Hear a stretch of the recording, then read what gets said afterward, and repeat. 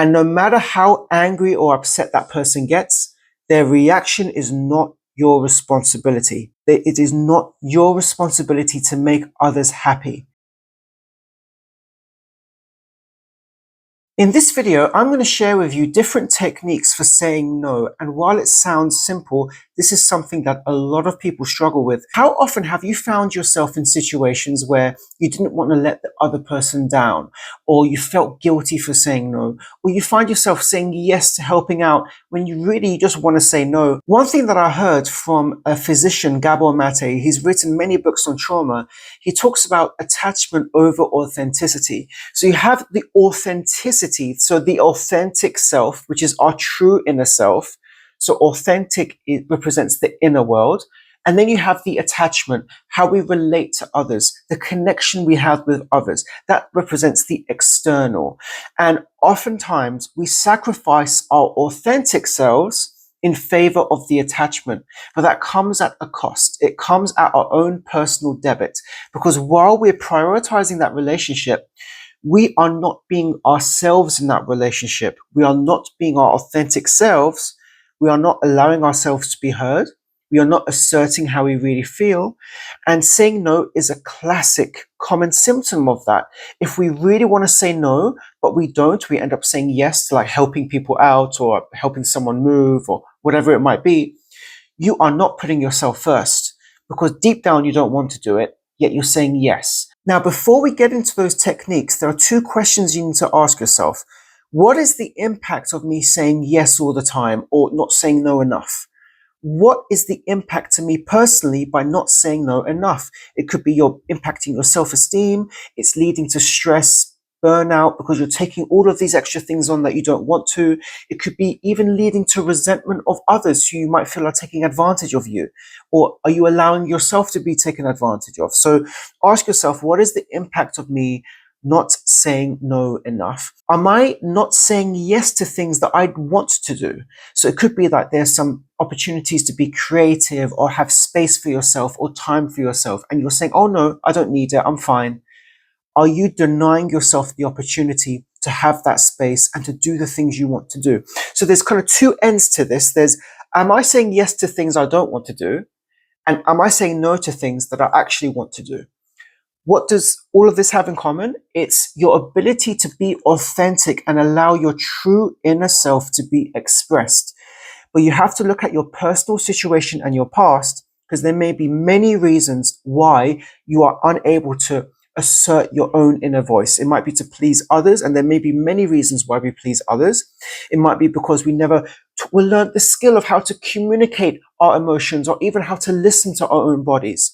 So there's many factors that go into this, and I will break this down in more detail in a future video, because I think it's important that you can incorporate this into your journal with those two questions. And I'm going to show it on the screen here now so that you can pause the video and reflect now if you'd like to. So now let's get into the techniques. The first one is to be clear and direct and concise.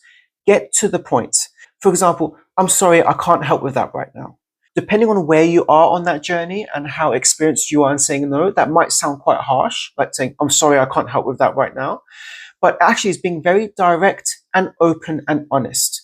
You are asserting the fact that you do not have time right now, or for whatever reason, you are not willing to help. And the point is, you don't need to over explain yourself. If you're not willing to do it, you just say, I don't have time right now, or I can't help with that right now. The benefit of using direct language is that you are being open and honest and directly asserting what your own needs are and what you want and how you really feel. But you're also respecting the other person, because you're getting to the point. You are saving them time and you are preventing any confusion. Because one of the things where we don't communicate quite directly because we're afraid to express how we feel, we end up talking around how we feel, and that actually adds to the confusion. It gives the other person the impression that actually we do want to help, we're just not really sure. And so we're not allowing them the opportunity to understand, we can't help right now, we don't want to do it. So using direct, concise language does make a huge difference. The second technique is to use I language. So own the fact that you're saying no. So for example, you could say, I'm feeling overwhelmed, so I need to pass on this request.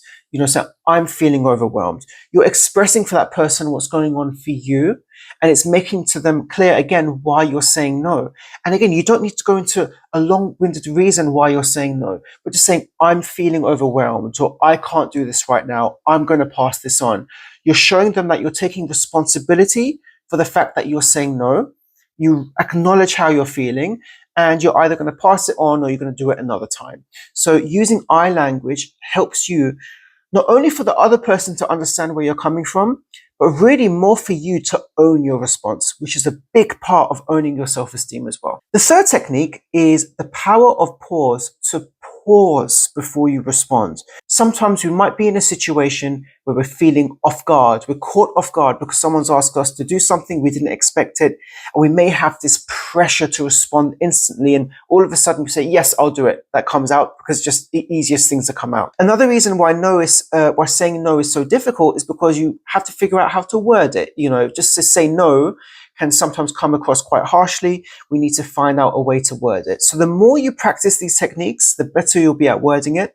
But with this technique of pausing, just pause before you respond. It buys you time to think about how you're going to respond without responding impulsively. It also allows you to consider the way you're going to word your response, but it also shows the other person you are thinking about it. You are considering it. You're taking their request seriously. It isn't just yes or no straight out. You are thinking about it, taking your time. Even if you have to say to them, I can't decide right now, can I get back to you? And it might be that you're in a rush, you have another place you have to go to, you need to see your schedule, or it could be just you're just not sure how to say no. Just say, I can't respond right now, can I get back to you? So you're buying yourself time, and by pausing before you respond, it really helps to give yourself that space to figure out how you want to respond to that request. The fourth way of saying no is actually to offer alternatives. So it could be that you can't help with that today, but it might be something you want to help with in the future, or you're just genuinely not sure if you want to do it or not. So just say, for example, I can't help with that today, but can I get back to you, or can I check in with you next week? Or I might have time later today. Does that work for you? So it's not really a hard, rigid no.